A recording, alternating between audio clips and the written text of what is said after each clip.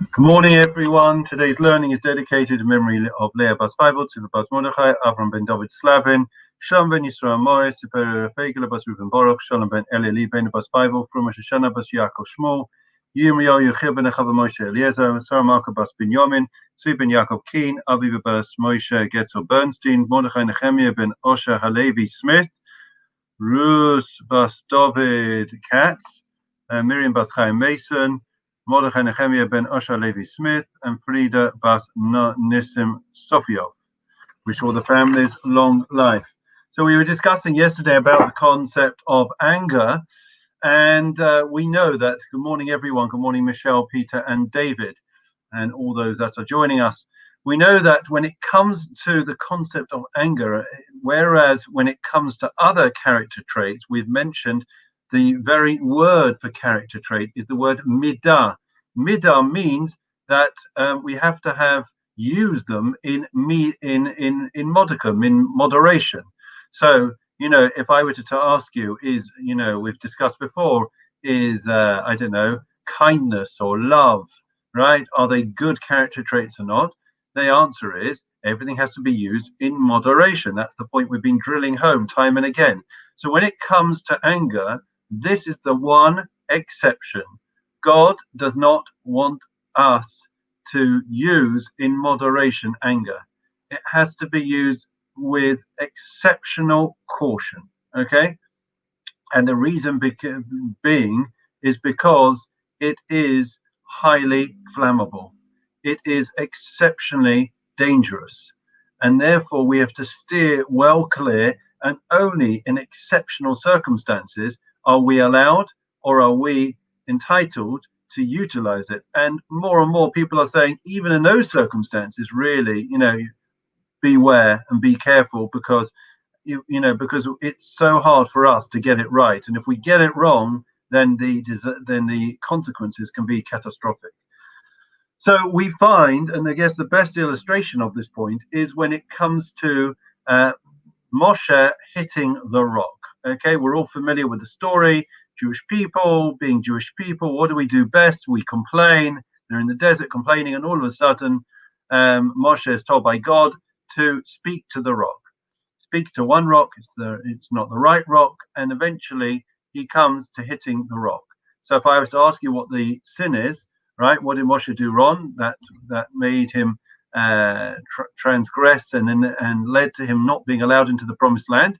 Many would say, well, he spoke to the rock. He didn't speak to the rock. He hit the rock. Actually, he did speak, and it didn't work. And then he hit the rock, and he'd hit the rock before. And there's a plethora of explanations. So in fact, it's not so clear cut that the actual hitting rather than the speaking was the sin.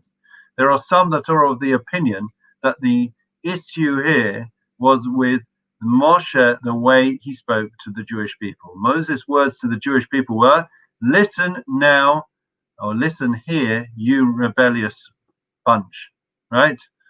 In other words, Shimona HaMoirim, when Moshe said to the Jewish people, right, listen, you rebellious bunch, what was Moshe expressing?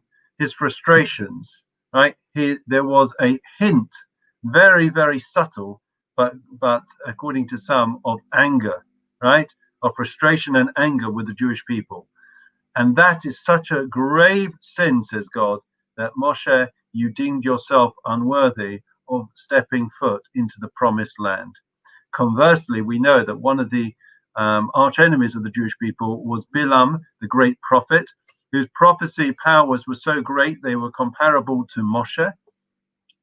And we know that he tried to find the moment when God, quote unquote, is in the attribute of strict justice and becomes, obviously we can't understand it, but in human terms, slightly angry with mankind, and therefore wanted to tap into that and to be able to curse the Jewish people at that time.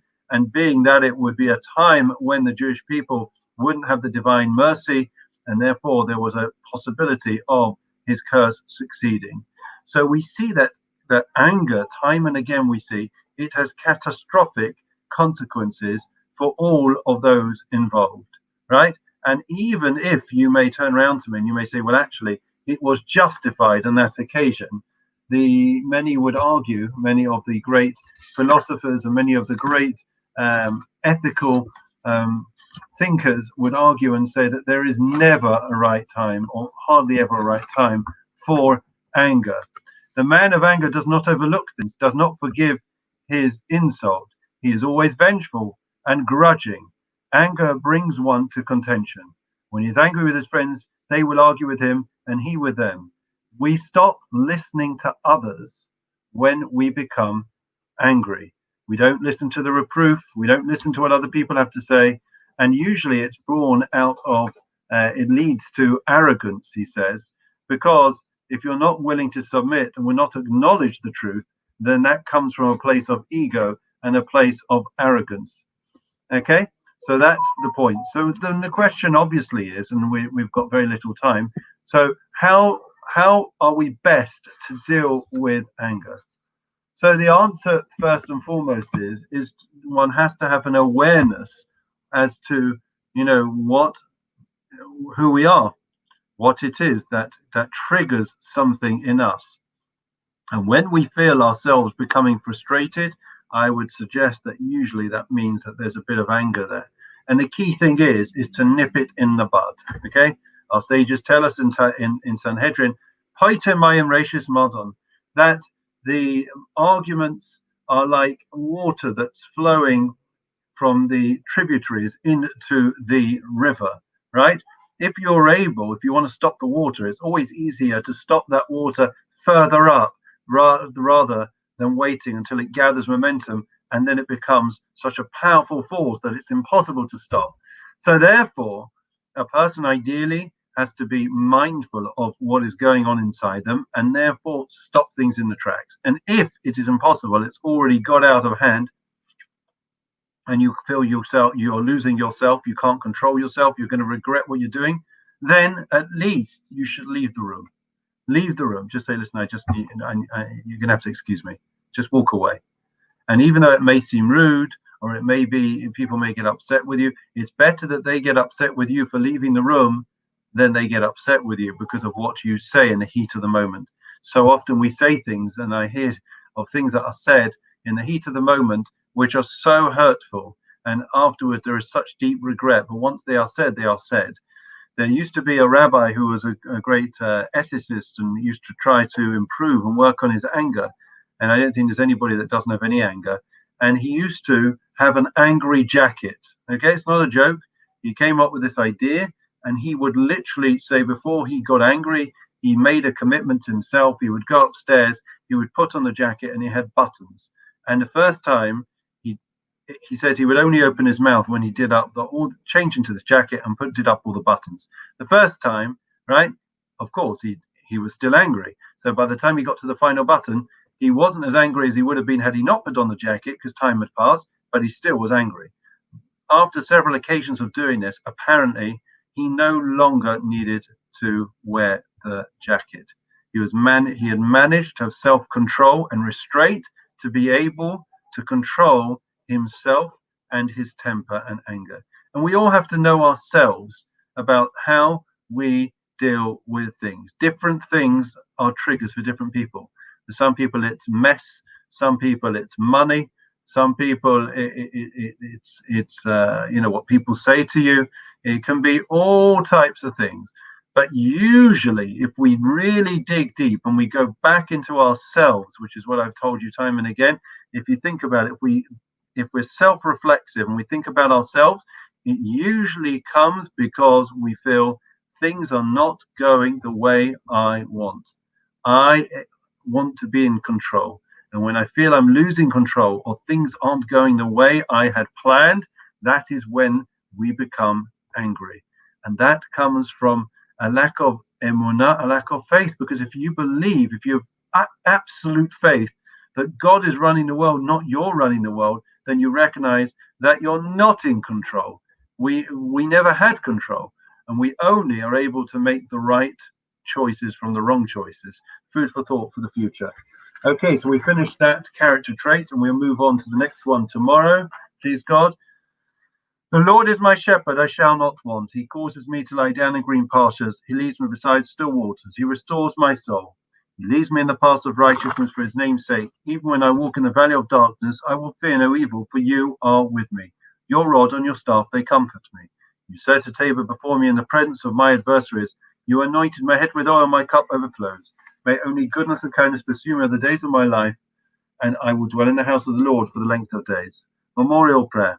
Adon Olamim Zachoes Nishmois, Rav Yaakov Tzvi ben David Aryeh, Leah Bas Bible Tzvi Bas Mordechai, Avram ben David Slavin, Shalom ben Yisrael Morris, Super Apegel Bas Ruben Baruch, Shalom ben Eleli, Ben Bas Bible from Moshe Shanov, Yaakov Shmuel, Yom Yechiv ben Achav ben Moshe Eliezer, Sarah Malka Bas ben Yomin, Tzvi ben Yaakov Keen, Aviva Bas Moshe Getzel Bernstein, Mordechai Nehemiah ben Osher Levi Smith, Russ Bas David Katz, Miriam Bas Chaim Mason, Mordechai Nehemiah ben Osher Levi Smith, Frida Bas Nissim Sophia, Shalchu Lilamam, Vegan Aiden Taimunu Chosam, Lachem Balarachamim, Yasrim Besesakan Apavilamim, Yesom Zachai Tishmasam Adonai Nachlasam, Yanuchu Bishlomish Kavam, Venamaram, and long life wishes to all.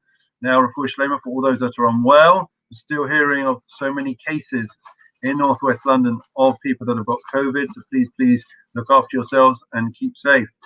Mishavech Avzain Robinson, Avram Yisrael Yaakov, Moshe Aaron, David Shlomo Yivarach, Rav Pesach Chaylem, Babu Shana Mispalim Babu Rambis, Hosakash Baruch Him Alerach, Malehem Lachman Fosam, Vishlach Lem Fushim and Shmaim Lacholevim Besoch Shach Yisrael, Rufus and Nefesh Fosakav Hashtabag Margaret and Amar, Amen.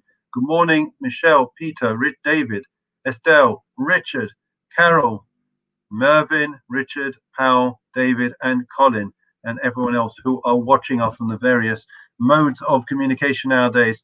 Last night we had a very interesting interfaith event, and the recording will be going out this coming Thursday. So I would recommend you tuning in and clicking on the link and watching that fascinating recording of the idea and the concepts and notion of interfaith in the 21st century. You'll also be seeing today or tomorrow an advertisement that we'll have a memorial lecture in memory of former Chief Rabbi Rav Lord Sachs, and we look forward to that on Thursday, please God, in his memory. Have a great day, look after yourselves, keep safe, keep well, all the best.